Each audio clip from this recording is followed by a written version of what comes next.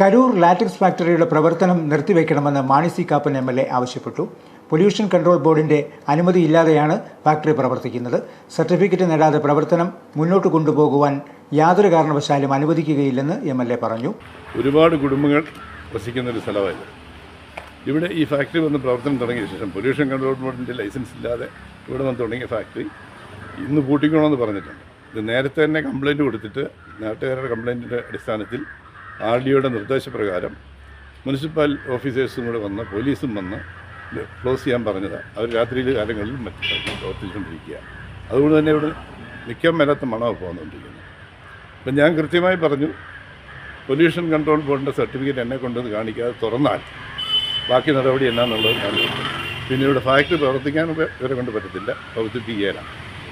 ജനകീയ സമരത്തെ അവഗണിച്ച് പ്രവർത്തിക്കുന്ന കരൂർ ലാറ്റക്സ് ഫാക്ടറിയിൽ സന്ദർശനത്തിന് ശേഷം സംസാരിക്കുകയായിരുന്നു MLA എത്തിയതറിഞ്ഞ് പ്രദേശവാസികളും സ്ഥലത്തെത്തി.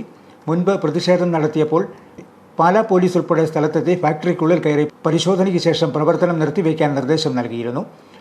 പ്രവർത്തനം നിർത്തിവെക്കുമെന്ന് പറഞ്ഞിരുന്നുവെങ്കിലും വീണ്ടും പ്രവർത്തനം നടത്തുന്നുവെന്നാണ് ആക്ഷൻ കൗൺസിലിൻ്റെ ആരോപണം. അന്യസംസ്ഥാന സ്വകാര്യ കമ്പനി വാടകയ്ക്കെടുത്താണ് Meenachil rubber marketing and processing cooperative സൊസൈറ്റിയുടെ ഫാക്ടറി നടത്തുന്നത്. ആക്ഷൻ കൗൺസിലിൻ്റെ നേതൃത്വത്തിൽ ഫാക്ടറിക്ക് സമീപം കഴിഞ്ഞ ദിവസം ജനകീയ പ്രക്ഷോഭം സംഘടിപ്പിച്ചിരുന്നു. കഴിഞ്ഞ 10 വർഷം പൂട്ടിക്കിടന്നതിന് ശേഷം നിയമപരമായ മാനദണ്ഡങ്ങൾ പാലിക്കാതെയും ലൈസൻസുകളില്ലാതെയുമാണ് ഫാക്ടറി പ്രവർത്തിക്കുന്നതെന്ന് ആക്ഷൻ കൗൺസിൽ ഭാരവാഹികൾ ആരോപിച്ചു. ഫാക്ടറിയുടെ പ്രവർത്തനം മൂലം പ്രദേശവാസികൾക്ക് ആരോഗ്യത്തിന് ഹാനികരമായ പ്രശ്നങ്ങൾ ഉണ്ടാവുകയും കൊതുക് ശല്യം വർദ്ധിച്ചതായും ഭാരവാഹികൾ പറഞ്ഞു.